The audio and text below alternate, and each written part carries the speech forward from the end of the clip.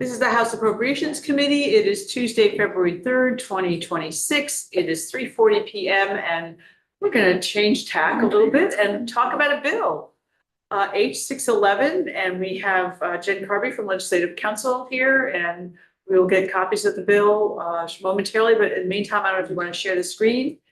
Jen, introduce yourself and tell us what we're looking at, please. Great. For the record, Jen Carby from the Office of Legislative Counsel. This is H611 as recommended by the House Healthcare Committee. It's a strike all amendment, although it doesn't change too much from the bill as introduced. It has a number of different sections. It's an act relating to miscellaneous provisions affecting the Department of Vermont Health Access.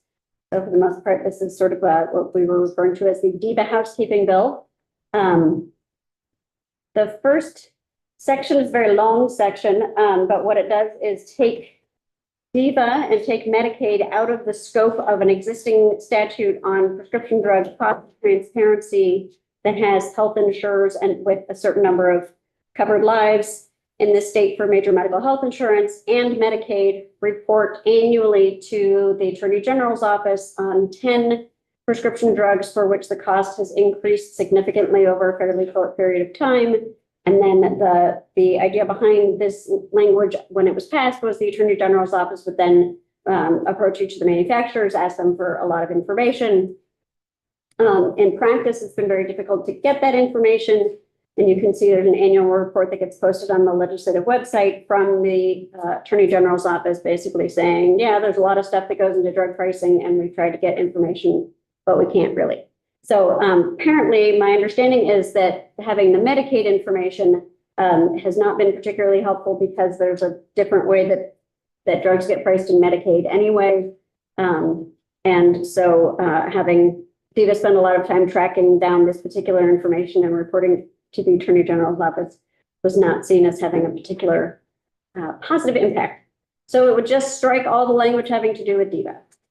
Okay. That's really what the first 5 pages, I think, or so does. 6 pages. Yes. Just that section.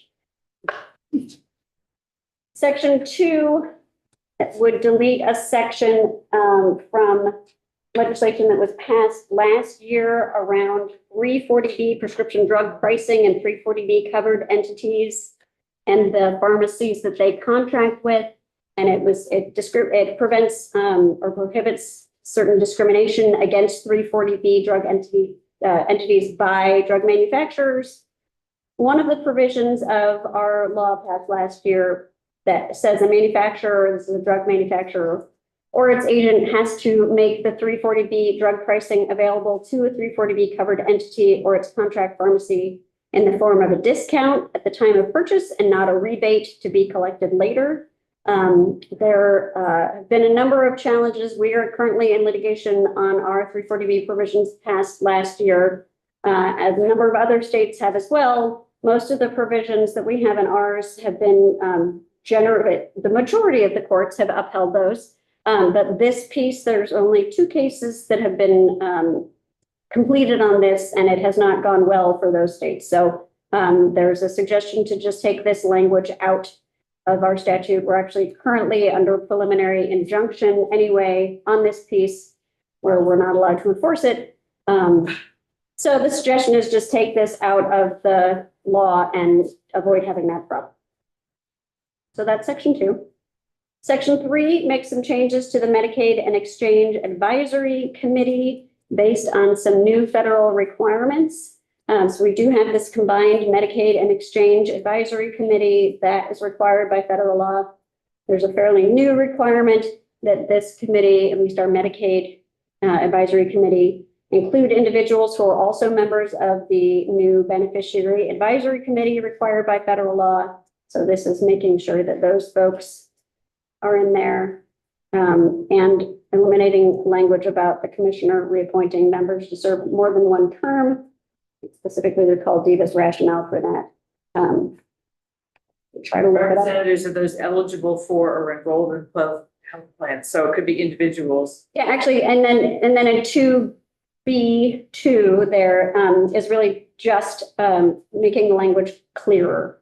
So under existing law, the remaining members, a quarter of them have to be from certain constituencies. And one says individuals, self-employed individuals, health insurance brokers and agents, and representatives of businesses eligible for or enrolled in the exchange. This would change that to representatives of the first three groups, and then representatives of small business owners and employees. So are there per diems involved? I believe there are for people who are not otherwise compensated for their participation, but this isn't changing the number of those people. It's just clarifying the language about who's a representative of whom. So that's where I can see it, the reason it would come to us, because. I don't think this is Although maybe. to check in with the clerk's office, and I understand it is the dollar figure that is in here, but it is not really a dollar figure that affects the state budget. There are a few arguably, so that there is, in a couple of sections, you'll see that there's the potential to expand the size of the Clinical Utilization Review Board. That could have a per diems impact. Yep. There's also a provision later in the bill that extends by a year the date for when DEVA has to seek a state plan amendment to start covering doula services in the Medicaid plan. The delay of that could arguably have a fiscal impact, but I think the real reason it's here is just based on a misunderstanding. But there's some tangential things, so we'll make sure you understand it. Section 4 is really just a sort of a real housekeeping change. Last year, when the legislature permanently unmerged the individual and small group health insurance markets, we should have made a similar change to the language on the reflective health benefit plans, because these people don't need the reflective benefit plans because they're not getting subsidies. So this is just striking out employees of small employers as people who would be offered these plans. Section 5 is the Clinical Utilization Review Board. This is a group in the Department of, or that advises the Department of Vermont Health Access on services and evidence basis for coverage, and whether they want to make some recommends making changes on coverage, place of service, medical necessity, et cetera. The first change here is to make the existing 10 members a minimum, not a hard cap, although it sounds like DEVA doesn't have any plans to expand that, but wanted some more flexibility. There's just some terminology updates and some cleanup language for the fact that this board was set up in, I think, 2010 and doesn't need some of its implementation language in it anymore, and still allowing the board terms to be staggered.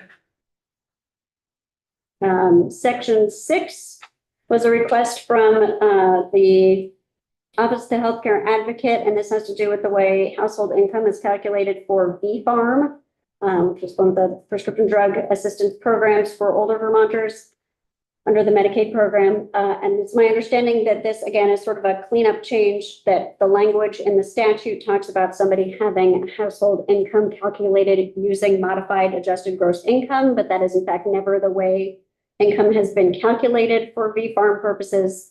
So this would strike that reference to using modified adjusted gross income. Section 7, this is the one I think is why the bill is here. But again, I don't think it's a cost to the state fisc. So this is allowing, subject to approval from the Centers for Medicare and Medicaid Services, it is directing the Agency of Human Services to amend its rules and procedures. Currently, certain Medicaid applicants and recipients are able to preserve monies for funeral and burial expenses. And by putting away not more than $10,000, this would allow them to put away not more than $15,000 in an irrevocable prepaid funeral arrangement, which is something we have in statute, with certain requirements around Medicaid estate recovery. So requiring that the written contract for the prepaid funeral arrangement include a provision saying that Vermont Medicaid gets anything remaining after payment of the deceased individual's expenses up to an amount equal to the total Medicaid amount paid on behalf of the deceased individual. And I think some of this is already the way they operationalize it, but this is putting Medicaid estate recovery sort of front and center. In the event that the person responsible for making the funeral arrangements for the deceased individual fails to have funeral services provided, then the funeral director gets to keep a certain amount that's set forth in existing statute, and then Vermont Medicaid would get the balance, again, up to an amount equal to the total Medicaid amount paid on behalf of the deceased individual. And assuming we get CMS approval, these amended rules and procedures would apply to prepaid funeral arrangements entered on or after July 1st, 2027. So I suppose through some of the estate recovery and with the increased set aside, it's possible that there could be some modest benefit to the state. So Wayne is the question. Yeah, well, first I look at the word preserve monies. Preserve, they use formalin or what? But obviously, so, Just set aside, yep, I think it's the language that they use in their rules. so at any rate, so you got Medicaid applicants and recipients. I mean, they haven't received the money yet, right? The money's been transferred hands. So you're talking about if they're an applicant? Obviously, if they're applicants. This is just what they can, it doesn't disqualify them from eligibility for Medicaid if they put this much money away as far as looking at the resources available to them. So what I'm getting at is they could reserve a certain amount of money in their Medicaid.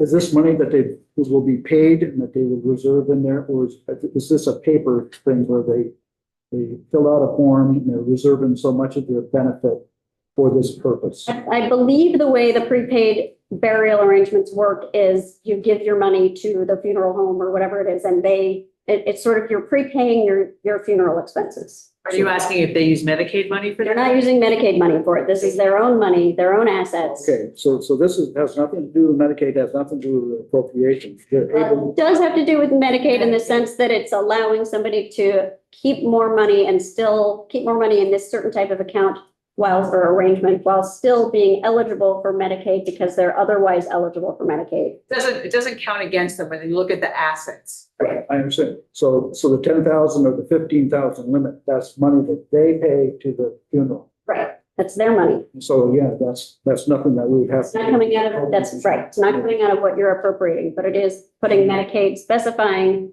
and requiring that the written contracts for these arrangements put Medicaid estate recovery, where Medicaid comes back in and gets some of the money that they back when somebody passes away. If the person still has money, Medicaid recovers some of what they've spent on behalf of that person on the Medicaid program from their estate. And so it's saying you can't avoid Medicaid estate recovery by putting money in your prepaid burial account. If there's money left, Medicaid still gets its spot in line.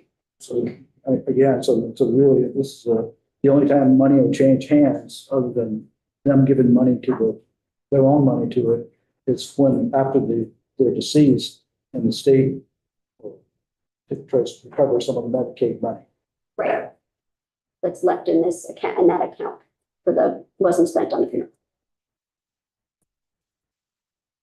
Dave, I think you're right. I apologize. Earlier I said, I think you're right.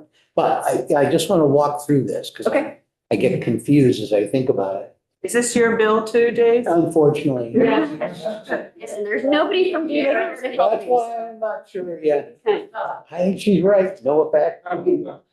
So today, I go in and apply for Medicaid and I have $15,000 to my name.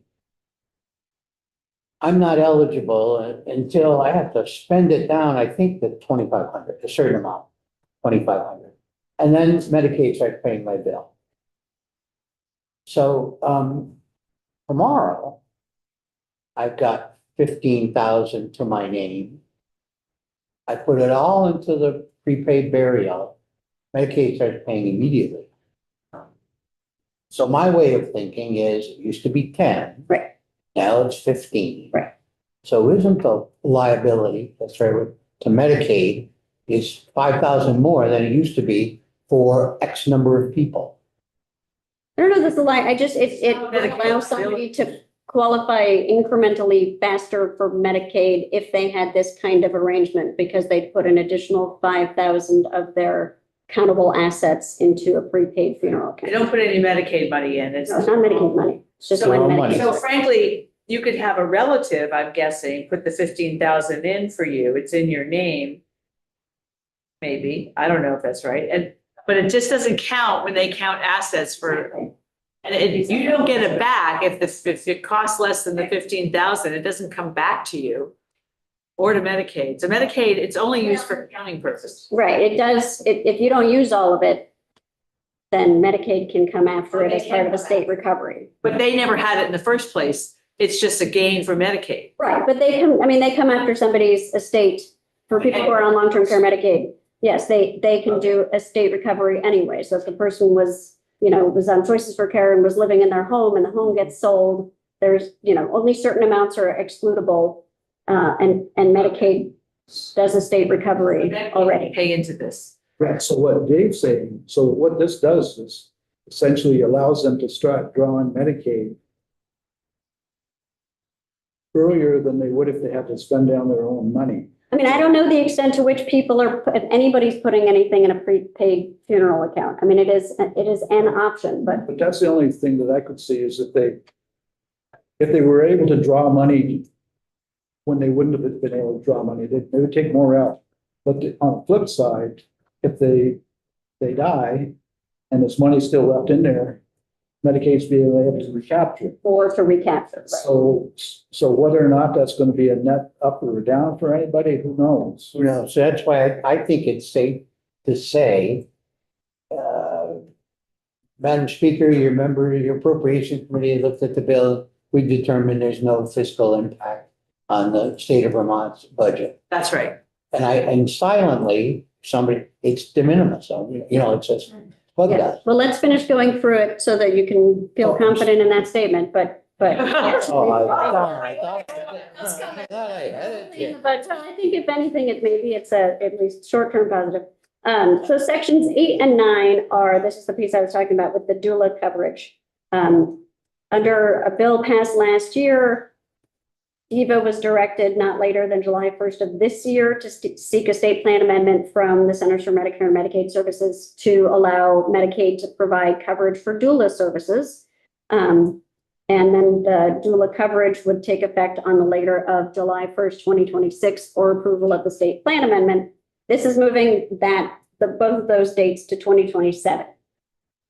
So if we were going to get a state plan amendment that would have affected the FY 27 budget, right?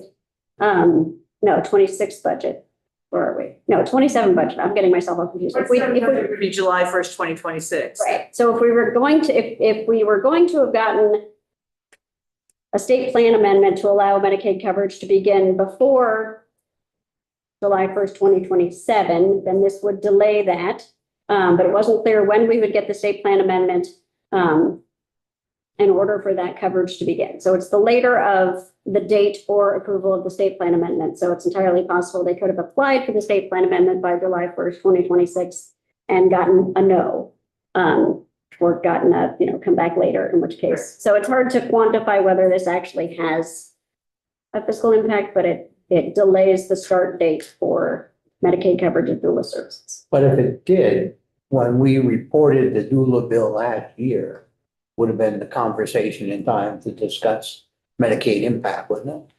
We already crossed that bridge. Yes, I mean, to the extent there was thought about it Yeah. affecting the 27 budget, it would now affect the 28 budget, but. Mike, last year, did you do the doula bill? Bob's. No, I thought it was No, it was from healthcare, it was a healthcare bill. Yeah, but it would have come here too. Yeah. Might have been this Anyway, month. that's it for the, But forgive me, Mayor. Mine. Secretary of State Such a good job. was OPR. Yeah, it would have been Mike. Mike Maricki. I can tell.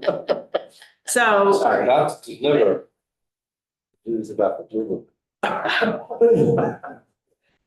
So this is sort of a nothing to see here, let's move along kind of thing. Right, I think so, yeah.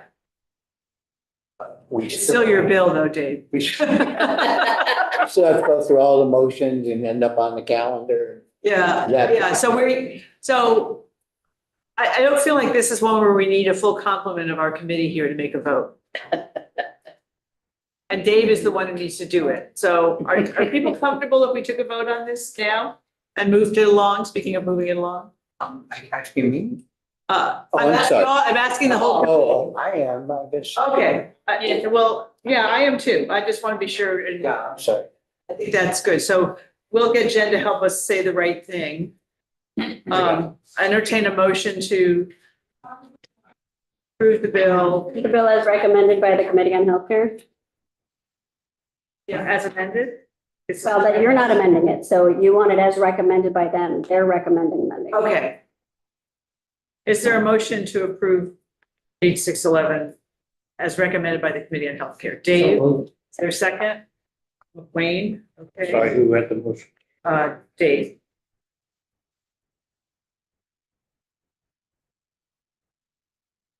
Yeah, I can fill this all out. okay, is there any further discussion? Seeing none, the clerk may call the roll. Representative Bloomley, Yes. absent, Representative Feltes, Yes. absent, Representative Roche. Yes. Representative Wiki, Yes. Nigro, Yes. Squirrel, yes. Out. Representative Yakavoni, Yes. Representative Shaw. Yes, 8-0. 803, that's good. Was this unanimous out of healthcare? It was. Okay, So that's always good to know. Yes. And so Dave will be the reporter of the bill, and you guys can organize emails to Nigel. Whatever that has to be done. Probably go on notice today, tonight, tomorrow, right, and on the floor. Right, go on it. Yes, if you report it to them tonight, it'll go on notice calendar for tomorrow. Right, so it'll be on the floor Thursday, Friday. Okay. All right, Jen, thank you for coming. Sure, Thank thank you you. for telling us all about this bill. By any time. I still have a couple that we're easing our way into without too much comment. Our turn will come. Okay, so committee, that is the last item for today. Tomorrow morning at 9 a.m. University of Vermont will be here. We'll get to meet the new president. And then they're quick, and then Diva's coming in at 9:30. And that's all we have for the morning tomorrow, which means there will be time for everybody to work on their budget stuff. We're trying to leave in little breaks here and there, so you could meet people or ask questions or go sit in somewhere else or whatever, so. And then in the afternoon, Agency of Education is coming, including the secretary, who's gonna come to our committee for the first time. So, and then the adjutant general is coming in at 2:15, and Marty's coming back. What's he coming back for? For the governor's office? Okay, governor's office, and then the commission on women. So we have a few things, but we have a little break in between, and the big one will be the human services one.